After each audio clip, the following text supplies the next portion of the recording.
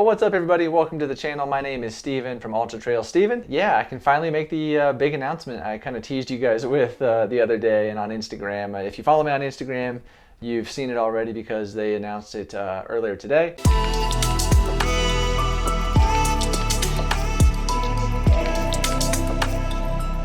So I was selected to be the ambassador, if you will, for the Golden Gate Trail Classic Trail Race, a Spartan Trail World Championship event out in California. So it starts in San Francisco on one side of the Golden Gate Bridge, runs across it, and then we run some trails over there, go back and finish. So before we go any further, if you wouldn't mind giving the video a thumbs up, that really does help out like tremendously. It just really does a lot and I would really appreciate it. And if you're new and you want to click subscribe, that would be really cool too. It's going to be the first plant-based ultra marathon, which is super exciting. That's why I got the Know Me Athlete shirt on and I received those compliment goodies the other day. That's all part of this because it is going to be the first plant-based ultra marathon basically. So all the aid stations will, have plant-based food. The after party, the food trucks and everything will have plant-based stuff. So it's going to be awesome to be there and be a part of that. And just super excited to go experience it, share footage with you all, with the Know Me Athlete, with Compliment. You follow them on their socials as well. It's awesome. I'm super excited. They're going to fly me out there, put me up in a hotel, pay for the race for me, and I'm going to document the whole process, the journey, and share everything with you guys, the highs and the lows. So I'm super excited to do that. It's what I love doing anyway. So to get to go see some new trails I've never been on before. I've never run in California. I've never really been in California before except for in an airport. I've been to the San Francisco airport before on my way to Korea. But yeah, so I've never actually been to California, so I get to mark another state off of my states I've run in coffee mug that I have, which is pretty cool. So really excited for that. And that's going to be November 20th and 21st is the event. So there's multiple different options and distances of the race. I chose the 50K race. There is a 100K, which at first I was wanting to do, but it starts at midnight on Saturday, which is really cool. But for me, with flying in from Tennessee, time zone differences, it just wouldn't work really well. So I'm going to do the 50K, which will start that Saturday morning. I think it's 7 a.m. local time.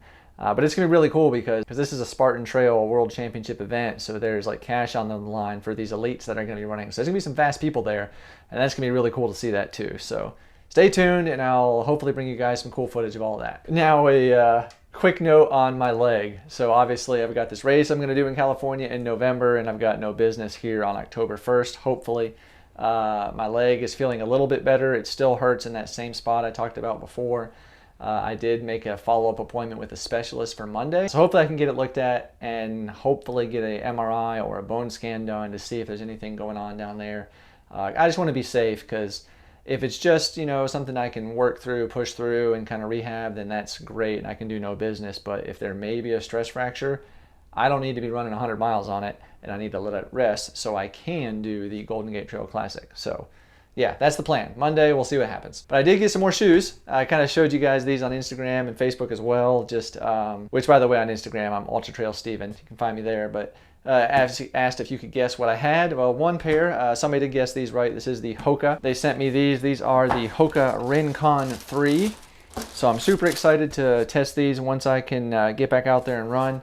It's a super lightweight road shoe. They've made a couple of really cool changes to it. They've put a little bit more rubber on the outsole, which is great because that was really one of the big downfalls of the Rincon 2 and the original Rincon. There was a lot more of the EVA outsole exposed, and that just led to durability issues, and the shoe just didn't last really long. So hopefully this will increase the durability.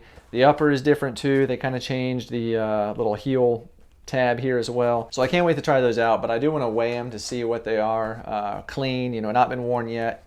So the men's size 11 comes in at 236 grams, which is 8.3 ounces. That's interesting because I'm pretty sure that the original Rincons and maybe the 2s in men's 11 were, I think, under 8 ounces in my size. So I'll have to double check that, but that's interesting.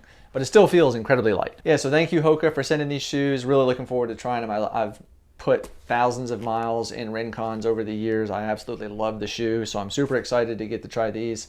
They're just such a comfortable daily trainer that you can also do like speed work in. You can race in them because they are zippy. They got that early stage meta rocker, so you can get that little push off and It's a great shoe. I really, really love the Rincon. Now this next shoe here, nobody guessed it, and I was gonna be incredibly surprised if somebody could guess it, because I had never heard of this before. The company reached out to me, wanted to know if I would test the shoe for them, do a review, and to be 100% honest with you guys, because that's what I do, I told them no. I said, no, I don't think the shoe really fits with my channel. But then they sent me some other information about the shoe. I said, okay, you can send it. I'll try them on. I cannot guarantee I'll do a video on it. I'll probably open it up on the channel, but I may not do a review video. And they said, okay, sure, we'll send it to you. So anyway, without further ado, all right, so as you can see, it's a black and yellow box here with some white, and these are Fitville. Never heard of them before, but from what I've seen online and gathered from the shoes they have, it's a shoe designed for wide feet. These are the running variety, but they do have walking shoes and just kind of casual wear shoes as well. And it's a big shoe. So it's it wraps nicely in the box. You know, it's packaged well. They're each shoe is individually in these little things, I guess, to keep dust off of them. I don't really know what that's for, but all right, let's see here. So that's it right there. So this is the Fitville Stride Core. These shoes, like I said, are designed for wide feet. I mean, you can see, I mean, look at the shoe. I mean, that's big. It's very wide. So people with a lot of volume in their foot, whether it's, you know, height or width, these will probably be really good for that. They're also designed for people with like plantar fasciitis issues, bunions, other type of foot issues that you might have or somebody might have. So this is definitely an option for somebody like that. I'll try them out. You know, I'll walk around in them. I may even take them for a run, just, you know, a real short run, and see, because I mean it's a heavy shoe. I'm gonna throw it on the scale here because I mean it's heavy. I'm not gonna lie. So let's see. And again, this is men's size 11. Yep, men's size 11. And that, holy cow. Wow. So that comes in at 14.4 ounces. That's the heaviest shoe I've ever had in my possession. So crazy. And that's for the folks across the pond, 409 grams. So, wow, that is so heavy. Like that's, my gosh. So as a running shoe, that kind of weight, I wouldn't use it. No, personally.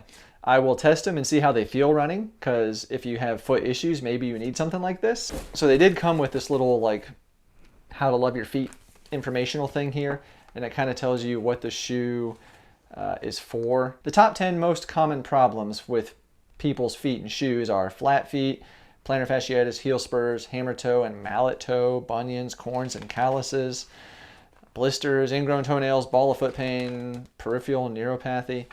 So these shoes are supposed to help with some of those types of things. So this little pamphlet here says the Fitville products have been uniquely designed with key elements to reduce pain, improve comfort, and promote overall foot and body health.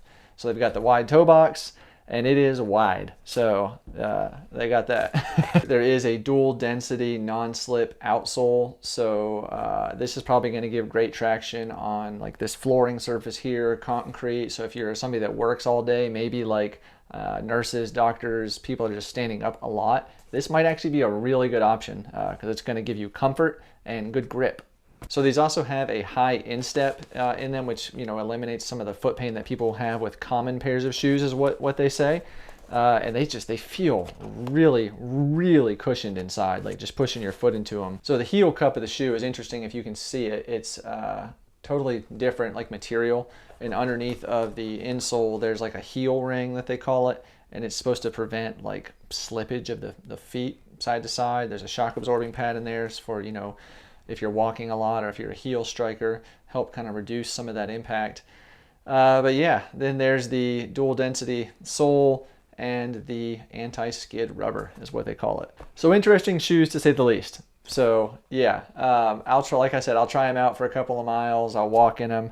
Probably won't do a review video on these because I don't see myself running in these, just because, I mean, I don't want to run with concrete blocks on my feet. You know, if I end up liking the way they feel, I'll let you guys know. But this might be the last time you see them.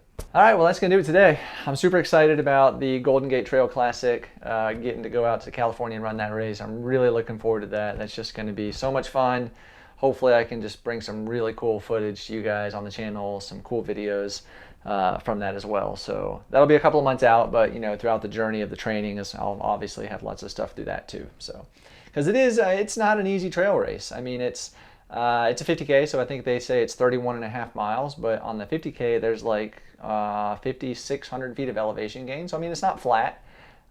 No idea what the trails are like. Just from the pictures I've seen online, it looks pretty buffed out, that kind of West Coast trail out there, but I could be totally wrong. I have no idea. If you've run some of the trails that this is on out there, let me know below. You know, what's the terrain like? Is it technical? Is it packed, you know, red cinder, clay, or what is it? I'd be curious to know. So yeah, if you have any info on the course, let me know. And if you don't mind, go ahead and give the video a thumbs up. It really does help out a lot, and I would really appreciate it. And since we may have some new folks checking this out from the No Meat Athlete or Compliment, if you want to take a look at the video I put together of what I eat in a day as a plant-based ultra runner, basically, it's going to be over here on this side of your screen. You can take a look at that. And then over on this side will be some trail running videos to go check out. So thank you for watching. I appreciate you all, and I'll see you on the next one.